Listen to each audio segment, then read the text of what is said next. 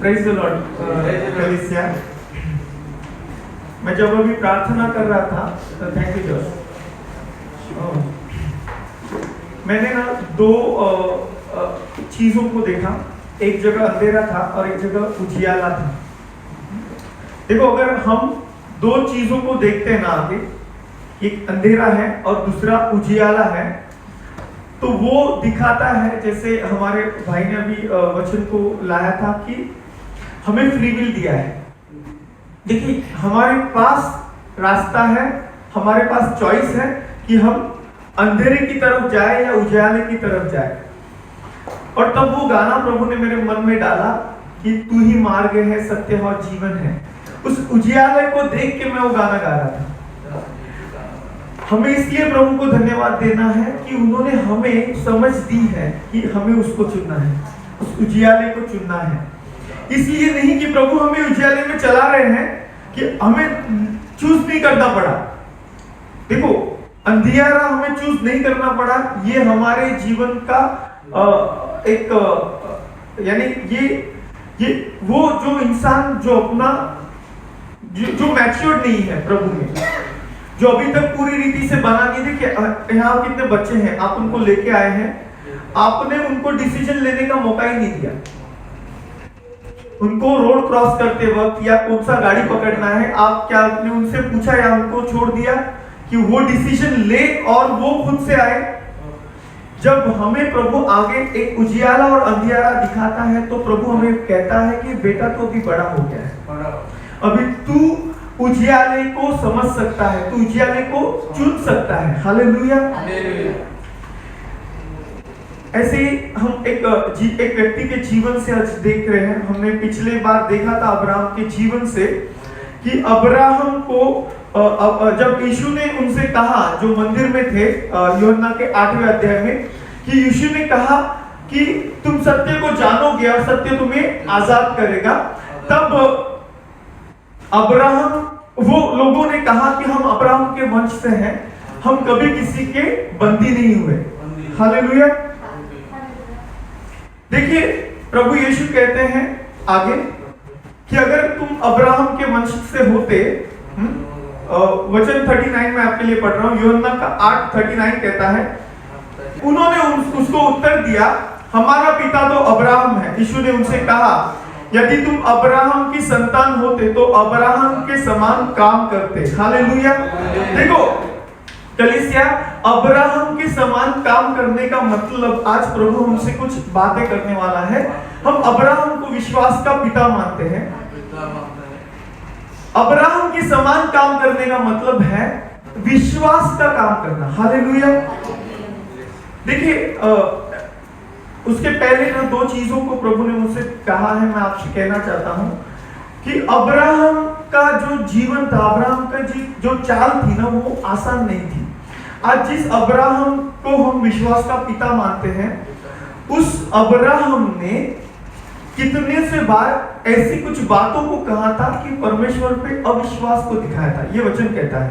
देखिए, अगर हम वचन को ठीक से पढ़ेंगे तो वचन में अब्राहम ने उत्पत्ति का 15:2 में आपके लिए पढ़ता हूं, जेनेसिस 15:2, अब्राहम ने कहा, है प्रभु यहोवा, मैं तो निर्वंश हूं और मेरे घर का वारिस यह दमिश्कवादी एलीएजेर होगा, अतः तू मुझे क्या देगा?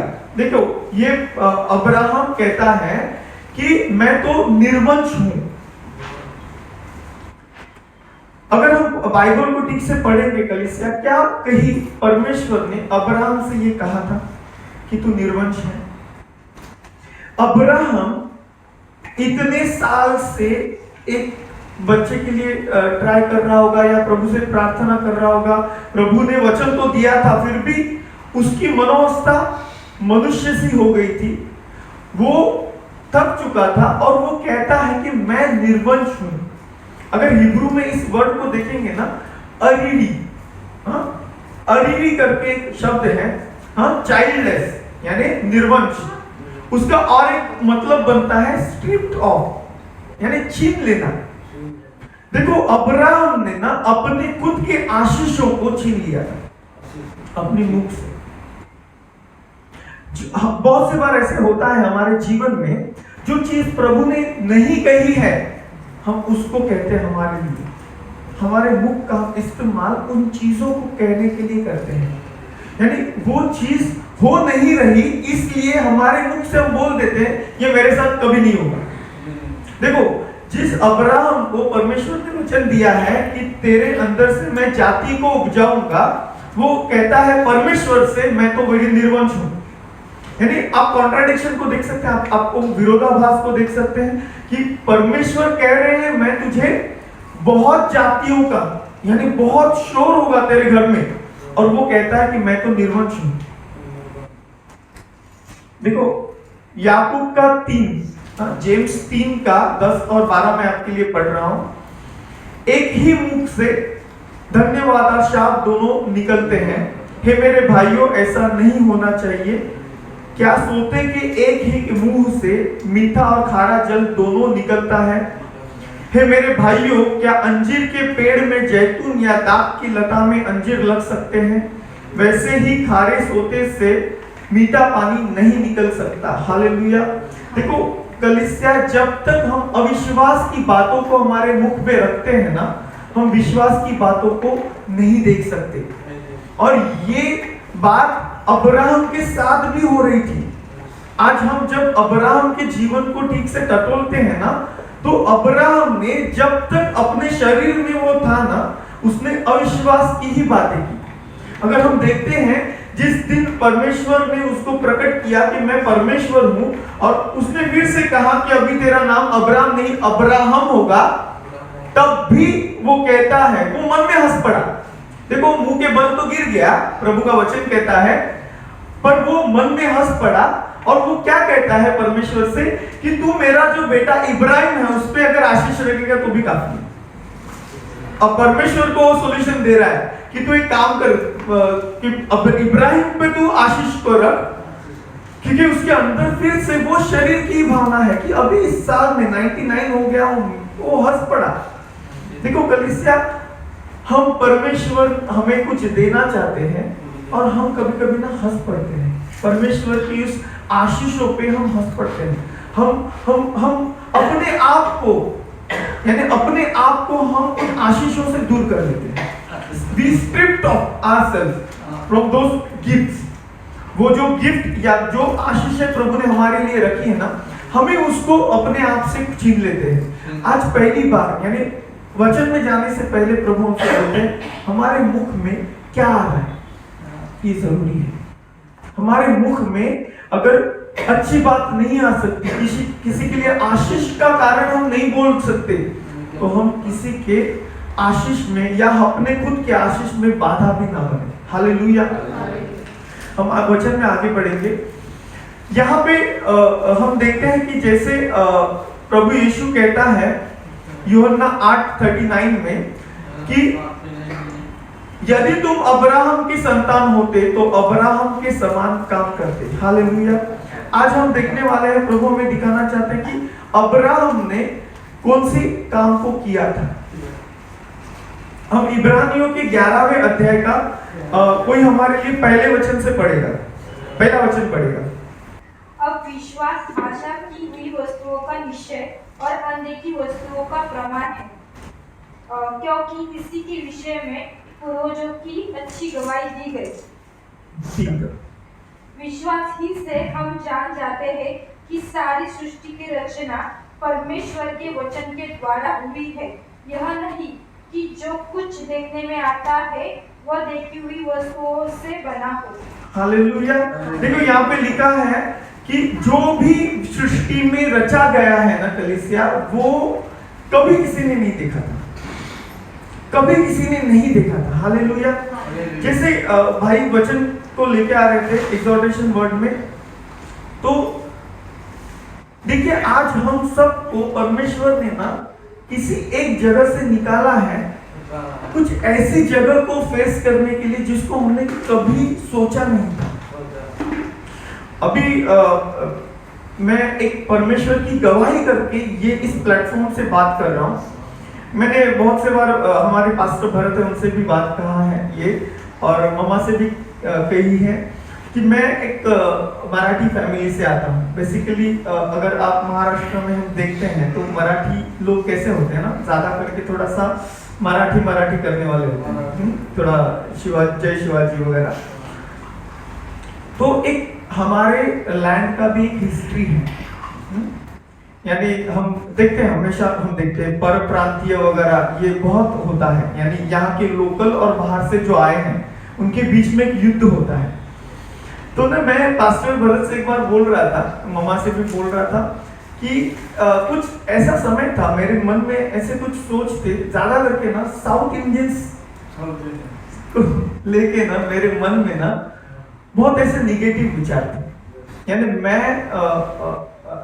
मैं कभी सोच नहीं सकता था कि मैं उनके साथ कोई फेलोशिप रख सकता हूं, यानी जो मेरे मन में कभी था ही नहीं कि ऐसा मैं कर सकता हूं। मैं बहुत ही आनंद के साथ आज पास्टर और मम्मा को कहता हूं कि आज मेरे आत्मिक माता पिता वही से हैं। देखो अगर हम मैं देखता हूं कि आज जो बैरियर्स था ना, यानी जो कभी मैंने सोचा नहीं था ना, वो मेरे साथ घटा है। देखो परमेश्वर एक रिलेशन को बनाने वाले परमेश्वर है। अगर यही परमेश्वर हमारे सामने खड़े हो जाते और बोलते कि ये मैं परमेश्वर हूं और इसलिए ये जो है ये तुम्हारे माता पिता होते हैं, आत्मिक माता पिता होंगे, तो शायद मैं परमेश्वर के, जैसे भाई ने कहा कि परमेश्वर के उस भय से मैं उस चीज को मान लेता। पर आज मैंने परमेश्वर को या हमने परमेश्वर को नहीं देखा है, और फिर भी उस आत्मिक प्रेरणा से मैंने उनको मैं आज अपने हृदय में उनके लिए मेरी जो भावना है मैं आपको प्रकट नहीं कर सकता। आज उनका एक बेटे यहाँ पे बैठे हैं और उनके सामने मैं बोल रहा हूँ कि मेरे लिए पास्टर भरत और पास्टर जेनिफर राया, यानी मैं शारीरिक होके नहीं ये बोल रहा हूँ, एक आत्मिकता में मैं उनके लिए जो विचार को रखता हूँ ना, मैं आपके सामने वो बोल नहीं सकता। देखो परमेश्वर ने ना एक रिलेशन बनाया है, एक आत्मिक माता पिता और बेटे का रिलेशन। परमेश्वर ये चाहते हैं कि हमारे जीवन में ना वो हमें कुछ ऐसी चीजों की तरफ लेके जाना चाहते हैं जिनको हमने कभी सोचा नहीं। अब्राहम के साथ वही हो रहा था। अब्राहम को जब परमेश्वर ने बोला कि तू ऐसी जगह निकल के चल, तेरे पूरे परिवार को छोड़ के जहां मैं तुझे लेके जाता हूं। हम अगर इब्रानियों के 11वें अध्याय को पढ़ेंगे तो वो पूरा अध्याय विश्वास के बारे में कहता है।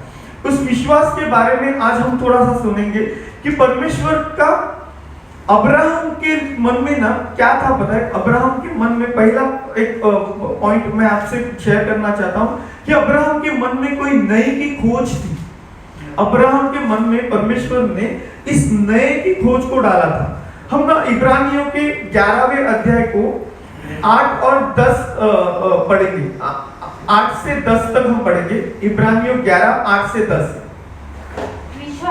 विश्वास ही से अब्राहम जब बुलाया गया तो आज्ञा मानकर ऐसी जगह निकल गया जिसे विरासत में लेने वाला था, और यूहन्ना जानता था कि मैं किधर जाता हूँ, तो भी निकल गया।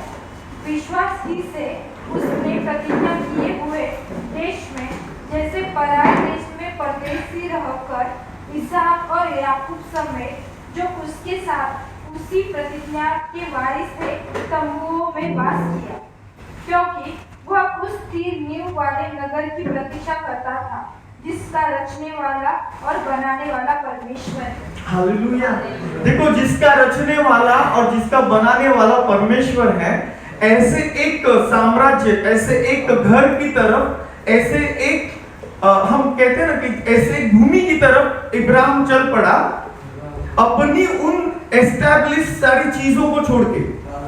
उसके अंदर देखो इब्राहिम को, आज ऐसा कितने लोग हैं, हम सब जॉब करने वाले यहाँ पे कितने सारे लोग हैं कि अगर आपको कोई एक कहे ऑफिस वाले कि आपको प्रमोशन दी जाएगी, आपको प्रमोशन दी जाएगी, और आप 2 साल से काम कर रहे हैं, आपको प्रमोशन ही नहीं मिली, तो आप क्या करोगे? यहाँ पे बहुत लोग हंस रहे हैं, क्योंकि हम क्या करते हैं ना, हम शरीर में ना उस जॉब को छोड़ देंगे। अब्राहम और उसके बेटे ऐसी जगह में रहे कि जो जो अब्राहम को पूरे उसके काल में वो मिली नहीं थी, यानी वहां पे वो फॉरेनर बन के रह रहा था। देखो एक ऐसी जगह पे वो रह रहा था जहां पे वो चीज उसको देने के लिए कही गई पर उसको मिली नहीं थी। कलीसिया बहुत से बार हम ऐसा करते हैं ना कि हम ना जो दिखने वाली या हाथ में आने वाली आशीष है ना उन पे ही विश्वास रखते हैं। अब्राहम का विश्वास ऐसी चीजों पे था जो उसको दिख नहीं रही थी। एक स्टोरी मुझे याद आ रही है, मैंने उस दिन पढ़ी थी, शायद आपने YouTube पे कभी सुना होगा या पढ़ा होगा। एक मुझे उसका नाम याद नहीं, वो एक अमेरिका की स्टोरी है। एक बंदा, उसको जॉब लग जाती है और वो जॉब कुछ 30 किलोमीटर दूर उसके घर से होती है और वो अपनी गाड़ी को लेके उस जॉब के इंटरव्यू के लिए चलता है। जॉब मिलती है और ये सच्ची घटना है, आप नेट पे सर्च कर सकते हैं। आते वक्त उसकी गाड़ी खराब हो जाती है और वो गाड़ी पूरी तरह से जल जाती है। उसके पास इतना पैसा नहीं होता कि वो उस गाड़ी को रिपेयर करे। वो फोन करके बोलता है ऑफिस वालों को कि मैं 2 दिन की मोहलत दो, मैं अभी ज्वाइन नहीं कर सकता, मेरी गाड़ी ऐसा ऐसा कुछ हुआ है। उसने बोला तो उन्होंने बोला नहीं, हमारे पास इतना वक्त नहीं है, हम किसी दूसरे को जॉब दे देंगे, आपको अगर ज्वाइन करना है तो तुरंत करना पड़ेगा। वो घर गया, उसने थोड़ा सा सोचा और उसने एक डिसीजन को लिया। उसने कहा कि मैं आऊंगा, मैं जॉब ज्वाइन कर रहा हूं। किस रीति से आऊंगा उसको भी पता नहीं था, उनको पता नहीं था। उस इंसान ने क्या किया हम सोच भी नहीं सकते, शायद हम आज की दुनिया में कर भी नहीं सकते। आज की दुनिया में अमेरिका के बारे में मैंने बहुत कम सुना है, पर मैंने ऐसे सुना है वहां पे ऑफिस प्लेसेस बहुत दूर होते हैं, वहां के रेसिडेंशियल प्लेसेस से। वो बंदा 7 घंटा चल के ऑफिस जाता था और 7 घंटा चल के वापस आता था। ऐसे कितने दिन करने के बाद एक दिन क्या हुआ, यानी देखो क्या मैं कहने की कोशिश कर रहा हूं, उसको आगे कुछ पता नहीं था क्या होने वाला है, पर उसने एक डिसीजन को लिया कि मैं ये करूंगा। उसने मेहनत करनी चाहिए और आगे एक दिन ऐसा हुआ कि एक पुलिस की गाड़ी ने उसको रोका और जब पूछा गया, क्योंकि वहां पे पुलिसिंग बहुत अलर्ट होती है, वहां पे किसी को भी ऐसे चलते हुए देख ले तो वो रात को, क्योंकि वो 12 बजे रात को निकलता था, सुबह 6 बजे ऑफिस पहुंचता था और फिर से 1 बजे निकल के वो 8 बजे घर पे पहुंचता था। जस्ट सोचिए कि वो सिर्फ 8 से 12 4 घंटे अपने घर में बिताता था, फिर से वो चलने के लिए निकलता। तो बहुत उसको तकलीफ होती थी। एक दिन उसको पुलिस की गाड़ी ने रोकना चाहा, वो रुक नहीं रहा था। उसको पता चल रहा था कि ये मेरे लिए है, पर वो रुक नहीं रहा था क्योंकि उसके लिए घड़ी की कांटे बहुत जरूरी थी कि मैं वहां पे समय पे पहुंचूं, क्योंकि ये जॉब मेरे लिए बहुत जरूरी है। पुलिस ने फिर भी उसको रोका, गाड़ी में बिठाया। गाड़ी में बैठने के बाद उसने जब ये कहा तो पुलिस को विश्वास नहीं हुआ। पुलिस उसको उसके ऑफिस में लेके गई और उसके ऑफिस में ये बात सच है, ये पुलिस को पता चला। आज का नेट का जमाना है, पूरा नेट में उसके लिए, उसकी गाड़ी के लिए एक चंदा इकट्ठा करने के लिए कैंपेन चला और कुछ कितना 2000 या कितने डॉलर की जरूरत थी, तो वो कुछ 30 या 35 हजार डॉलर जमा हो गए। जब वो वो कंपनी के मालिक को यानी सीईओ को जब पता चला कि ऐसा कोई बंदा हमारे कंपनी में काम करता है, वो खुद अपने गाड़ी का चाबी लेके उसके घर पहुंचा और उसकी गाड़ी को उसको गिफ्ट किया। देखो कलीसिया, जब हम किसी देखो ये वो नहीं जानता था उसके साथ क्या आगे होने वाला है, पर उसके साथ जो विश्वास का कदम उसने पहले दिन उठाया था ना, उसको उसमें चलना नहीं पड़ा। आगे जाके परमेश्वर ने उसको बहुत अच्छा प्रमोशन मिला और आज एक बेहतर जीवन को जी रहा है। आज ऐसे कितने हम में लोग हैं जो अगर 6 महीने तक अगर प्रमोशन नहीं मिलता तो कंपनी को छोड़ देते। देखो प्रभु का वचन आज कहता है, क्या हम किसी नई चीज को करने के लिए तैयार हैं? किसी इनोवेशन, कोई ऐसी जगह हम जाने के लिए तैयार है जहां प्रभु हमें लेके जाना चाहता है। मैं हमेशा देखता हूं कलीसिया कि मैं खुद को भी जब टटोलता हूं ना, तो हमारी सोच है ना बहुत सीमित हो गई है। पर ऐसे सीमित काल में भी अब्राहम ने एक अच्छा फैसला किया, और इसलिए वो विश्वास का फैसला था कि उसने अपनी एक एस्टैब्लिश्ड लाइफस्टाइल से वो बाहर निकला, और वचन कहता है कि वो तंबू में रहा।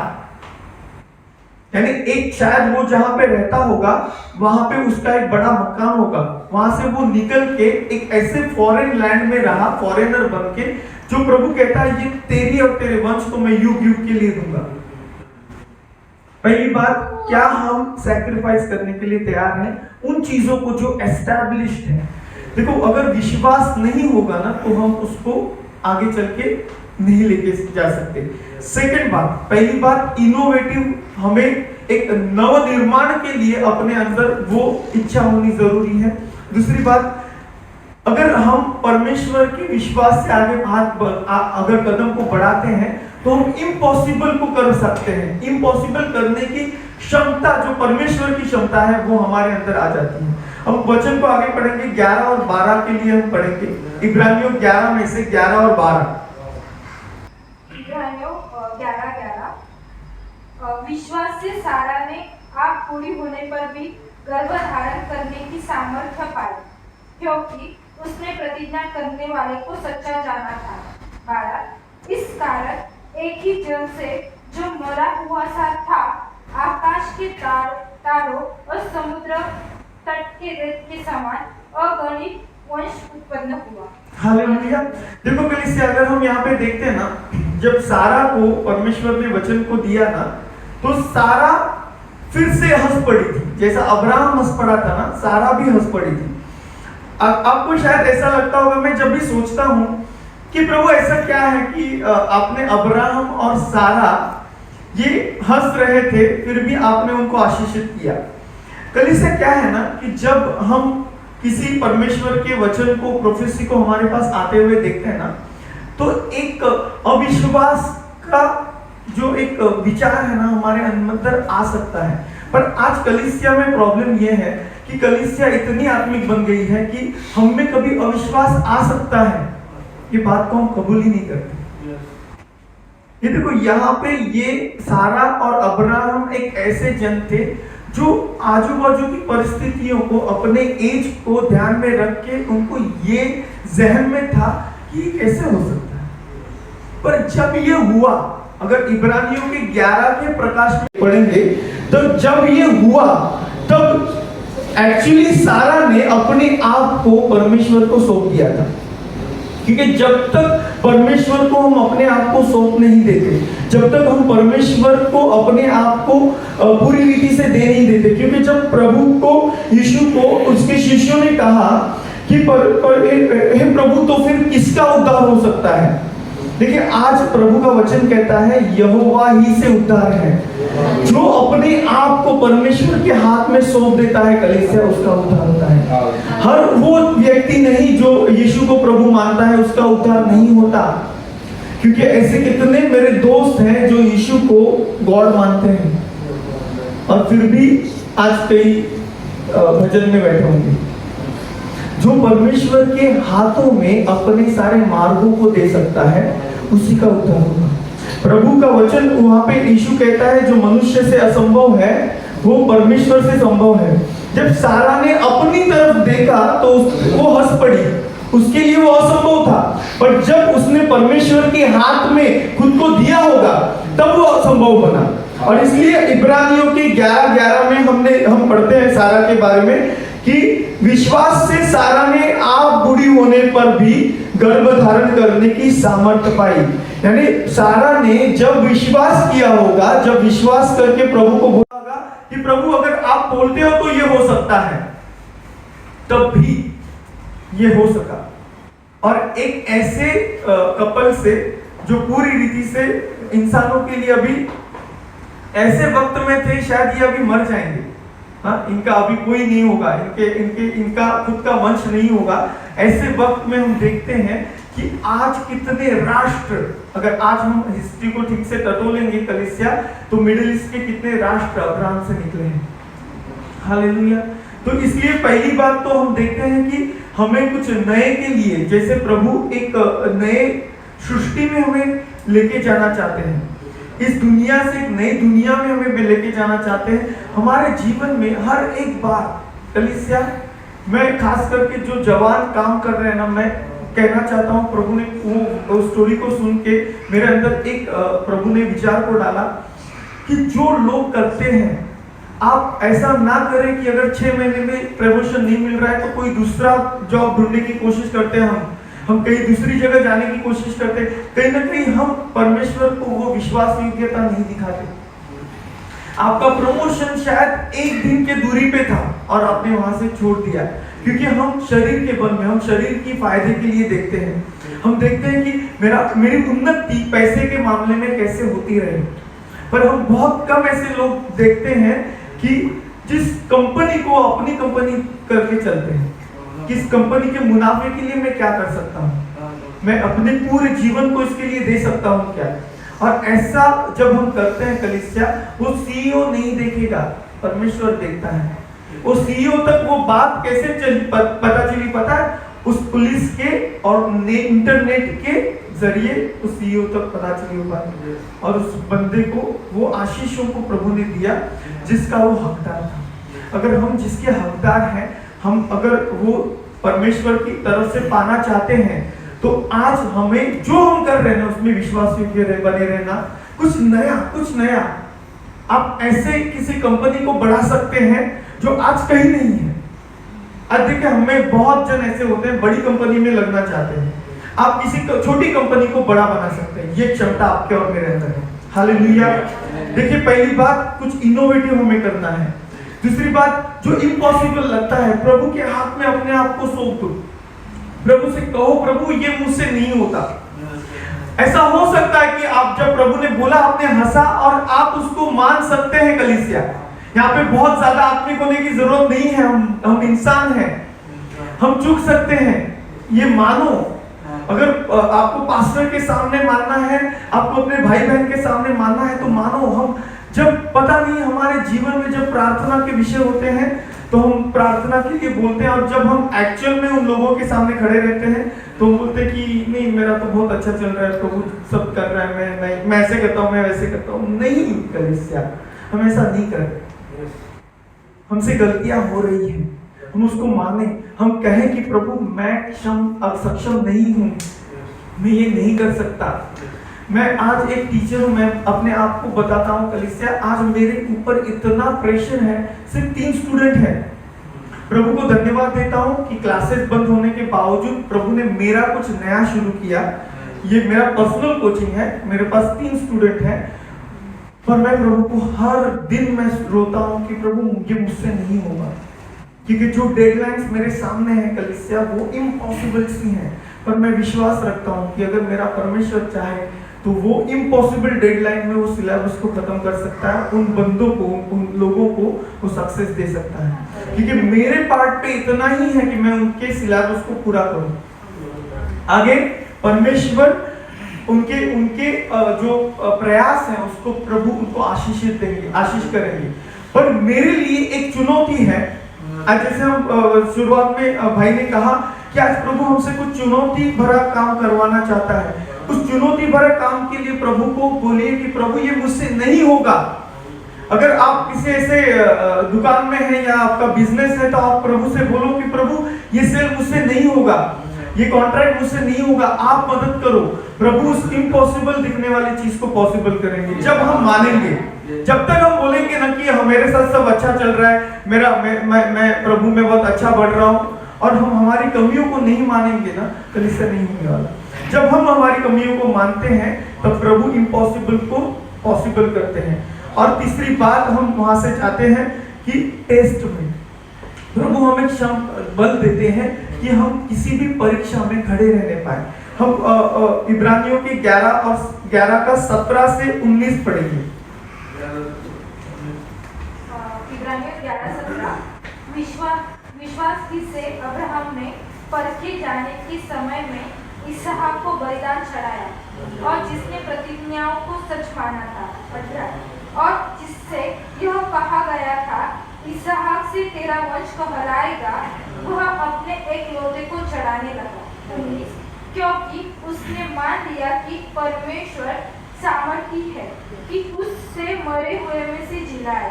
इस प्रकार उन्हीं में से दृष्टांत की रीति पर वह उसे फिर मिला। विश्वास थैंक यू। देखो यहाँ पे वचन में लिखा है, विश्वास ही से अब्राहम ने परखे जाने के समय।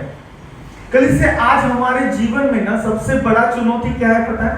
जब टेस्टिंग का बारी आता है ना, हम थोड़ा सा वीक दिखने लगते हैं। पर अब्राहम जो देखो, वो हंसा, उसने सारा का सुन के अब्राहम को हम इस्माइल को देखते हैं, सॉरी इस्माइल को जन्म दिया। हाँ, मैं पहली बार में मैंने गलती से अब्राहम बोल दिया, आई गेस। इस्माइल को उसने जन्म दिया था। उसके बाद हम देखते हैं कि अब्राहम ने बहुत ऐसी चीजों को किया कि जो परमेश्वर नहीं चाहते थे कि एग्जैक्टली उस रीति से हो। जब भी उसको एक्चुअली सारे लोगों को छोड़ के निकलना था, तब भी वो लूत को अपने साथ लेके चला था। यानी ये सब करने के बावजूद भी जब बड़े टेस्ट का टाइम आया, तब अब्राहम वहां पे खड़ा रह सका, सिर्फ विश्वास के कारण। देखो, विश्वास आज हमारे जीवन में ना सबसे ज्यादा प्रॉब्लम कब होता है कलीसिया? जब विश्वास दिखाने का एक टेस्टिंग का टाइम आता है। आज देखो, हमारे जीवन में ना बहुत से बार ना जब हम ऑफरिंग को करते हैं ना, इवन चर्च की भी बात कर लो, कि जब हम ऑफरिंग की बात करते हैं, बहुत कम लोग इसमें बात करना चाहते हैं, पर प्रभु की प्रेरणा है इसलिए मैं बोल रहा हूँ कि बहुत से बार ऐसे होता है ना कि जब ऑफरिंग को करने का टाइम आता है ना, तब हम उस परीक्षा में खड़े नहीं रह पाते। हमारे सामने ना हमारे खर्चे आ जाते हैं, हम हमारे सामने परमेश्वर के वचन को नहीं रख पाते, उस विश्वास को नहीं दिखा पाते कि आज अगर मैं विश्वास से जो प्रभु का है उसको दूंगा, तो प्रभु मेरी सारी जरूरतों को पूरा करेंगे। देखो, अब्राहम के पास 100 साल में एक बच्चा हुआ, और वो एक बच्चा परमेश्वर की दी हुई अगणित आशीषों को लाने वाला था। यानी ये कितना हाई टाइम था, ये कितना बड़ा सैक्रिफाइस था। उसने ये सोच के अब्राहम को वहां पे लेके गया कि मेरा प्रभु इसको मरने के बाद भी जिलाएगा। हालेलुया। देखो, वो पूरी रीति से ना मारने की कोशिश कर रहा था। वो इस रीति से नहीं उसने चूड़ा को उठाया था कि अभी प्रभु मुझे रोकने के लिए बोलेंगे, अभी प्रभु मुझे रुकने के लिए बोलेंगे। ऐसा अब्राहम की मनोवस्था नहीं थी। अब्राहम की मनोवस्था क्या थी कि मैं इसको पूरी रीति से मार डालूंगा और प्रभु इसको फिर से जिलाएंगे।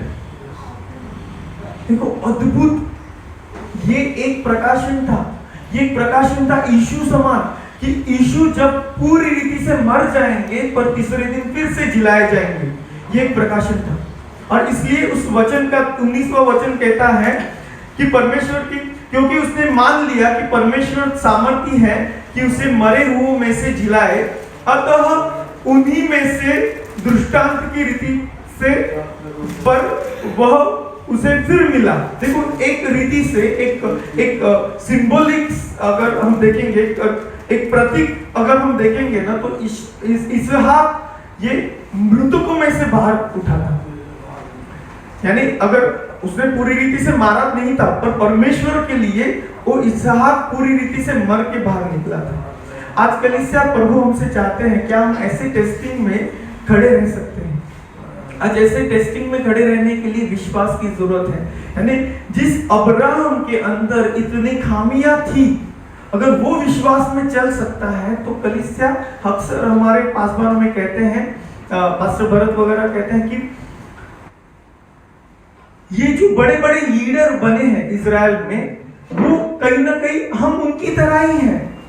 जो खामियां उनके अंदर थी वो हमारे अंदर है। अब्राहम या दावीद हो या एलाइजा हो, ये हमसे कुछ अलग नहीं थे, हम उनसे अलग नहीं है। इवन पीटर और पॉल, वो जो उन्होंने किया हम कर सकते हैं, पर कब? जब हमारी कमजोरियों को हम जाने। प्रभु का वचन क्या कहता है कि सत्य, तुम सत्य को जानोगे और सत्य तुम्हें आजाद करेगा। कलीसिया, ये आजादी मिलना बहुत जरूरी होता है कि अगर परमेश्वर के कार्यों को करना है या परमेश्वर को और जानना है, तो हमें पहले अपने आप को जानना जरूरी है, अपने अंदर की खामियों को जानना जरूरी है, और तभी हम उस विश्वास के कदम को उठा पाएंगे। और जब हम उस विश्वास के कदम को उठा के एक नई जीवन की तरफ अपने आप को बढ़ाते हैं, तब परमेश्वर हमारे लिए इम्पॉसिबल पॉसिबल करता है और हर एक परीक्षा में परमेश्वर हमें खड़ा करेगा। हालेलुया। तो आज से हम प्रभु को मांगेंगे, प्रभु हर एक परीक्षा में मैं पास होना चाहता हूँ, वो आप कर सकते हो मेरे परमेश्वर। तो छोटी सी बात हो या बड़ी बात हो कलीसिया, हम किसी भी चीज से रुकेंगे नहीं, हम किसी भी चीज से हम डिस्ट्रैक्ट नहीं होंगे। मैं आपसे कह रहा हूं कलीसिया, ये आसान नहीं है, ये विश्वास की चाल को चलना आसान नहीं है। पर अगर हम देखते हैं कि जब हम विश्वास की चाल को चलते हैं, प्रभु हमारे साथ खड़े रहते हैं। हालेलुया।